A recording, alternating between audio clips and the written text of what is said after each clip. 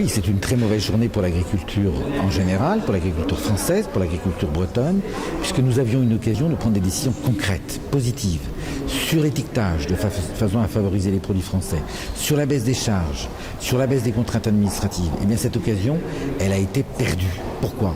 Parce que le ministre, la majorité, n'en a pas voulu. Et c'est très triste. Nous voulions débattre, nous voulions avancer très concrètement et ça nous a été refusé.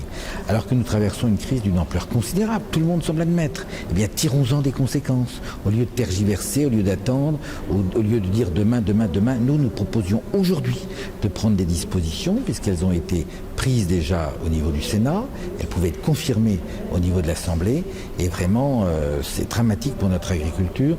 Ils n'ont pas pris la mesure, ce n'est pas une crise comme les autres. Le vrai sujet, c'est est-ce que nous ne vivons pas une crise comparable à celle de la sidérurgie il y a quelques années dans l'Est français. Et si c'est ça, c'est très grave, parce que des tas de gens vont s'arrêter. Vous parlez d'état d'urgence agricole, c'est très fort. Nous réclamons un état d'urgence agricole, c'est-à-dire des mesures positives, concrètes.